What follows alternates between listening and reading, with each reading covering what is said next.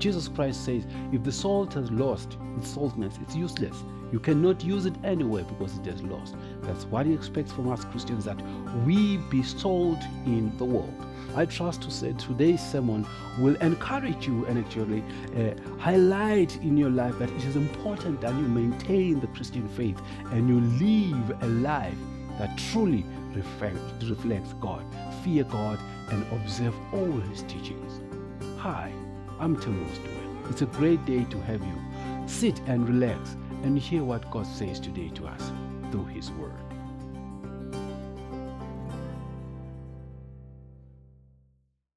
Christians have lost it. Christians, in quotes, have lost it because true Christians haven't lost it, but Christians generally have lost it. I'll read the Bible in the book of Luke, chapter 14, verse 25 to 35. Now, large crowds were going along with Jesus, and he turned and said to them, if anyone comes to me and does not hate his own father and mother and wife and children and brothers and sisters, yes, even his own life, in the sense of indifference to our relative disregard for them in comparison with his attitude, he cannot be my disciple. Whomever does not carry his own cross, which is experiencing a willingness to endure whatever may come, and follow me, that is, believing in me, conforming to my example in living, and if need be, suffering or perhaps dying because of faith in me, cannot be my disciple. For which of you, when he wants to build a watchtower for his guards, does not first sit down and calculate the cost to see if he has enough to finish it? Otherwise, when he has laid the foundation and is unable to finish the building, all who see it will begin to ridicule him, saying, this man began to build and was not able to finish. Or what king, when he sets out to meet another king in battle, will not first sit down and consider whether he is strong enough with 10,000 men to encounter the one who is coming against him with 20,000? Or else, if he feels he is not powerful enough, while the other king is still a far distance away, he sends an envoy and asks for terms of peace. So then none of you can be my disciple who does not carefully consider the cost and then for my sake give up all his own possession. Therefore, salt is good, but if salt has become tasteless, with what will it be seasoned? It is fit neither for soil nor for manure pile. It is thrown away. Who has an ear, let him hear and heed my voice. I'm somebody who runs almost every week. It's just I've adopted that kind of life to exercise. What we know, as we exercise, we use sneakers or we use trainers. The reason why you should use trainers is because they are soft. They have a cushion. So the cushion acts as a shock absorber. It assists you when you on your joints, the knees and on your pelvis. So if those the shocks are worn out, it's like you are stepping on your bones and it hurts. If you do something like 20 kilometers or maybe even 10, if your sneakers are worn out in terms of the comfort or the shock absorber, you get sick or you get the pain. Now, the rule is sneakers, like trainers, like a car, they have a certain mileage. They have a mileage. You have to wear your sneakers or your trainers or a mategi for about, it's recommended, after 500 kilometers using them, You stop running with them, training with them. They are no longer good for you. If you continue, you will have a problem on your knees and on your pelvis because the shocks on the sneakers are worn out. So they have a mileage. So after 500 kilometers, no matter how beautiful your trainer is, it's just good for you to put, you can go to the garden or you can walk in town or whatever, but not for training. They are worn out. They are useless for training. Jesus Christ here is talking about the salt. That some salt become, what can be done when salt is useless, is tasteless. Salt is used in food. We know salt. All of us, we know salt. It is a stabilizer. There are different things that the salt does. I went to their site. They didn't even know that there is a salt site. And then a website. They explain what salt does. Amazing things. One of the things, I list a few, it keeps milk fresh. It helps in preserving milk. If you want your milk to last longer, add a pinch, just small salt to the poultry and shake. It will take a long time. The other thing, it revives overbrewed coffee. If your coffee is too strong, just add a little bit of salt. It comes back to life. It also revives your sore throats. If your throat is sore, I think we know that you put water in the salt and you say, and then you are okay. It helps. It also helps in peeling eggs. Some eggs are not easy to peel. You see those ones when you try to peel, when you have boiled them, they take a lot of time. So salt, if you take that water, you put some salt in there and put the egg inside and then you peel, it will be easy. It is also used for testing a fresh egg and an egg that is not fresh. If you use salty water and you just add 2 teaspoons of salt in a bowl, and then you stir, and you take the eggs and you put them inside. Eggs that are fresh, they will drop down, they will sink.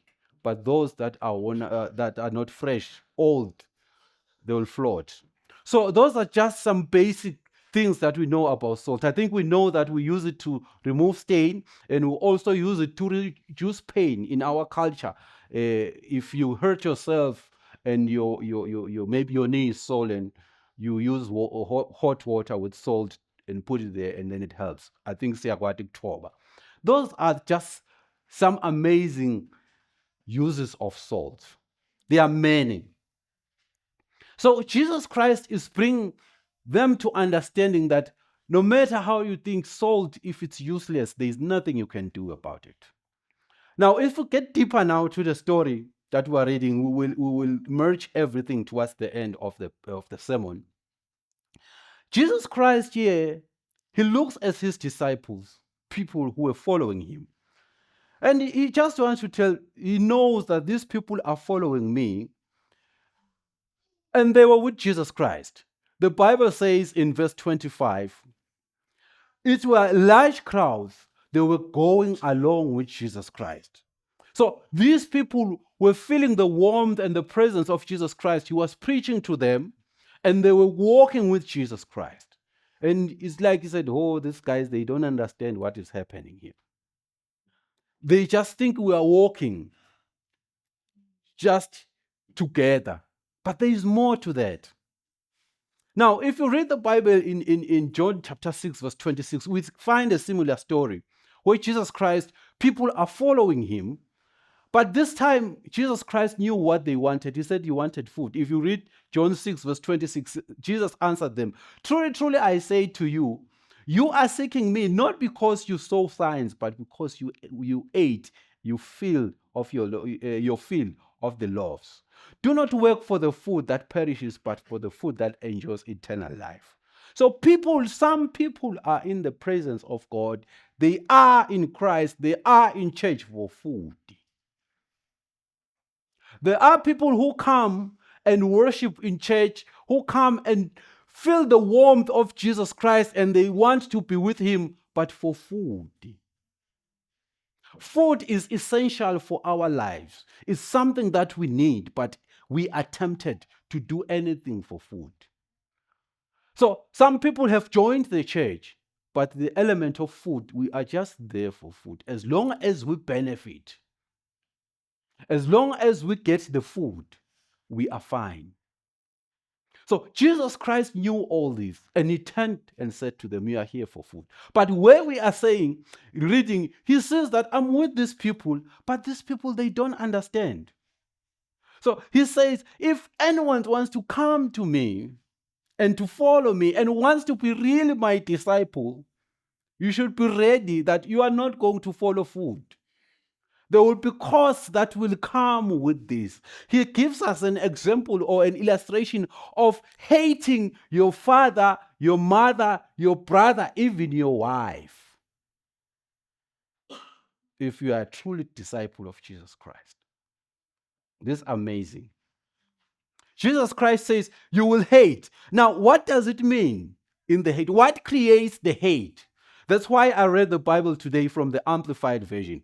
On quotes, it says, in the sense of indifference to or relative disregard for them in comparison with his attitudes towards God. In other words, the hate comes because I've decided to abide by the laws of the Lord and do what God does, as said in this word, rather than what you say as my people or as my wife or as my brother or as my sister. That is the cost of Christianity. You have to abide by the Lord. Disregard what other people are saying. He's using a family because this is what we regard as so precious. It's part of us. We don't want to separate with our families. And even if anything happens, we don't want to separate with our family. Jesus knew that. So he wants them to understand that following me will cost you. Because there are things that your family will say we have to do, and you have to stand and say, no, the Bible does not allow me to do this. But because of food, some people, they engage in committing and relaxing God's standards. And then you are not a disciple of Jesus Christ. So this comes to the element of understanding when Jesus says, whoever does not carry his own cross and follow me is not my disciple. So if you have to you have to carry your own cross, it expresses the willingness to endure whatever may come, which may not be easy. So the reason I took the book of Luke that we are reading is because there is this prelude that explains why Jesus Christ then summarizes the issue of the salt. If you read it from Matthew, the verse just comes on its own that what can be done with salt? You are the salt of the world. It just comes in the Sermon of the Mount. And other versions, they don't seem to link. As I read the different versions, I said, no, there is a link between this verse that says, you are the salt of the world, and what Jesus Christ is saying. There is something, he's saying this verse because of something. And lo and behold, I found it in Luke that Jesus Christ said this. The Amplified uses a very, very good way of writing because the Bible is interpreted. On the word where he talks about the salt, he said, therefore, salt is good. It's like he's continuing. After you have read all the story that's talking about the separation, is that, therefore, now you are the salt. So it's a continuation. If you read from the other versions, the NIV, the ESV, it's like this part was just another paragraph, yet it links to this. So Jesus Christ is talking about all these things to illustrate to us that we have to be the salt of the world. Amen. Now, the Bible says in Luke 14, verse 26, you cannot be my disciple unless you love me more than you love your father and mother, your wife and children. That's the CEV on the same verse. You have to love God more than your mother, more than your husband, more than your wife. In other words, even if my wife says we are doing this now as a family, or your mother-in-law or your father, if it's against God as a Christian, your saltiness has to come. I'll say no. Jesus Christ also gives an illustration of someone who calculates the costs before he builds a house. It's important to calculate that as I come to Christ, I'm not coming for food. I'm coming to be his child and to serve him. And there is a cost that comes with it. There is a cost in serving Christ. You must calculate the cost. He's giving the illustrations of a king who has an army of 10,000 soldiers and an army or a troop of 20,000. That if you are defenseless, you cannot fight 20,000. You being 10,000, you cannot win. Just go and negotiate. So, in other words, you have to know what you are doing. So, as we have said, we love you, Jesus Christ, and said, God will love you, we have to know it comes with costs. I have an illustration in the book of Daniel. We have those three men, where is Daniel, Hananiah, Mishael, and Azariah, from the land of Judah. We know them. Their words were changed to Meshach, Daniel, and Abednego. Those words, they're changed. So these people in verse 8, if you read, the Bible says they decided not to defile themselves. It was their decision. They knew the Bible that in Numbers chapter 25, verse 2, actually, these were people from Judah. They have been told the law of Moses that you should not worship other gods other than me. And they have the understanding that food drives people away from God. Numbers 25, verse 2 talks about food is what led Israel to idol worship. Food leads people to engage in sin, to engage in worship of other idols, to compromise their standards of Christianity, and to fail to be the disciples of Jesus Christ. We fail as Christians today to stand just because we see food, just because we want food. Even from, not only from the church, but we want food from outside. We are hungry. We need food. God, we want food. We want food. My children are hungry. I need money. I need that. And we compromise the standards and we still claim to be Christian. Jesus Christ says, oh, if you don't, you are unable to carry your cross. If you're still agreeing and accepting to other things, don't think you are my disciple. My disciples, they abide by my work.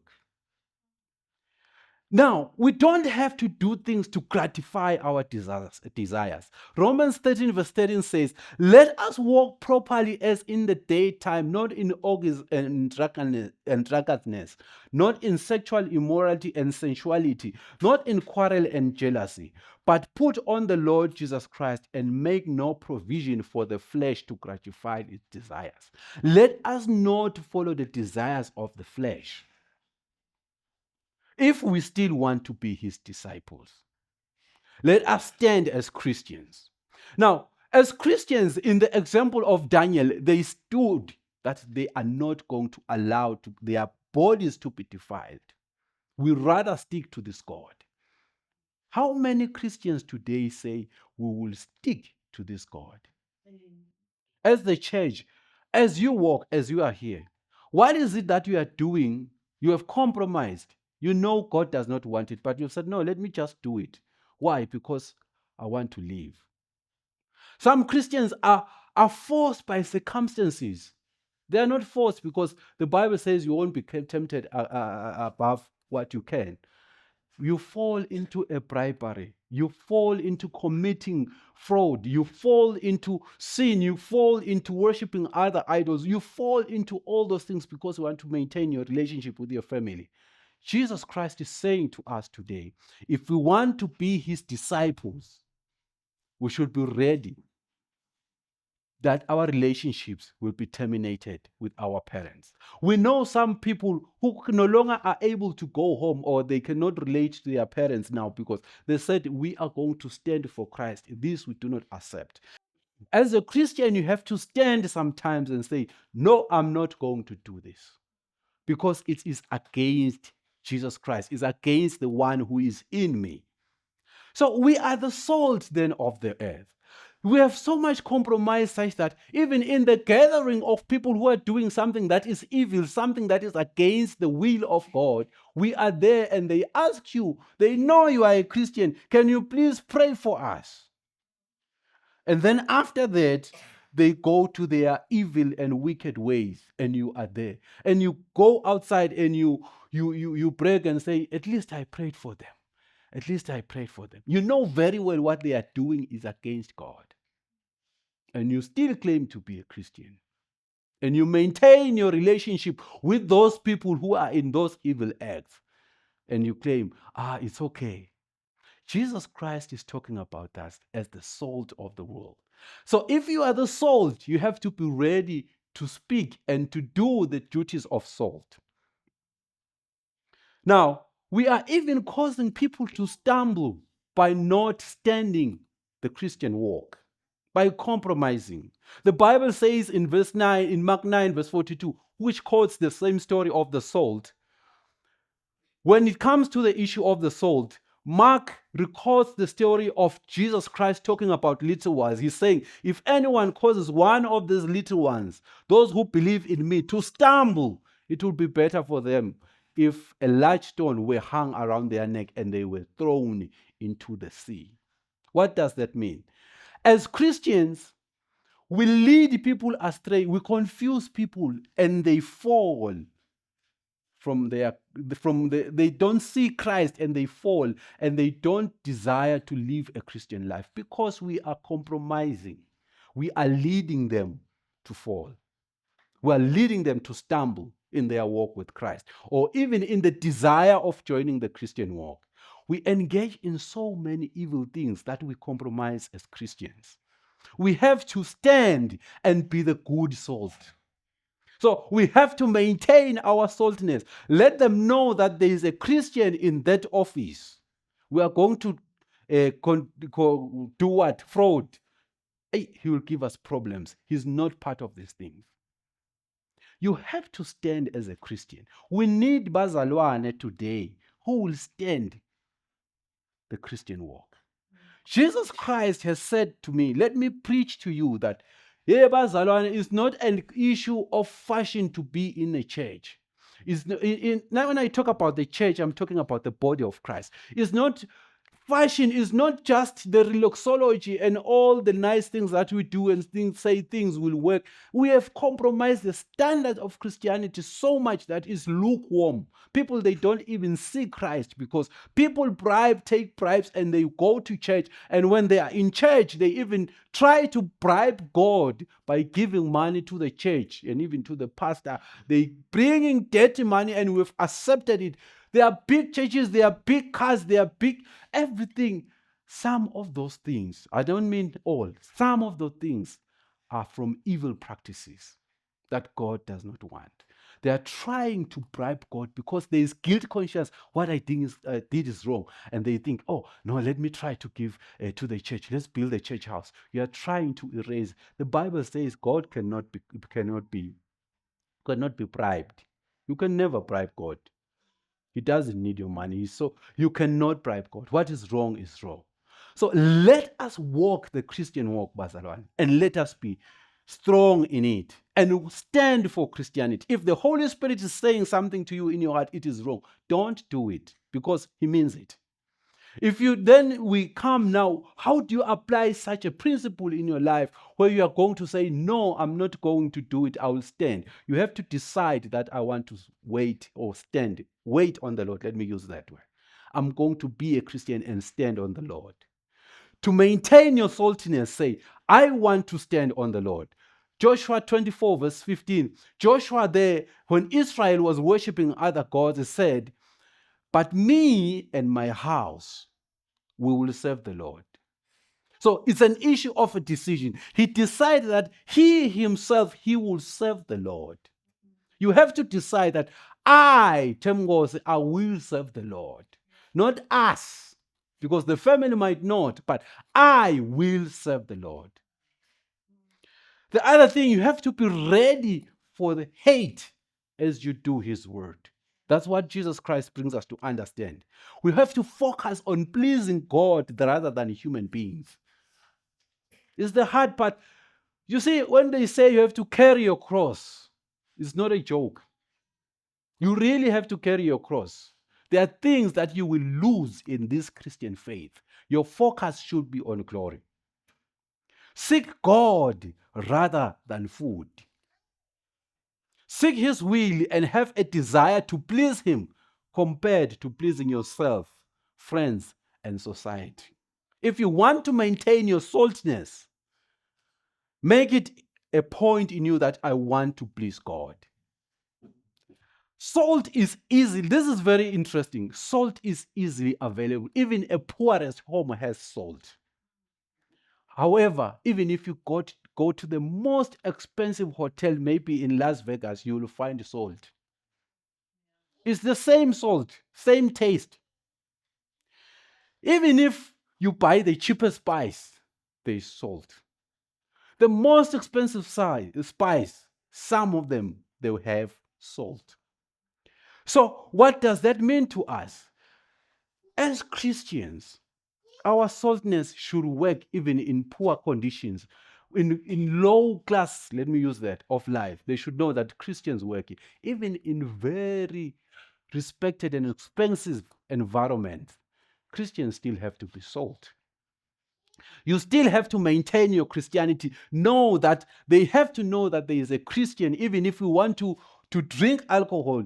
This guy, he will not drink the alcohol. In an executive dinner, because at some point in time, in those very executive events, people compromise their Christianity.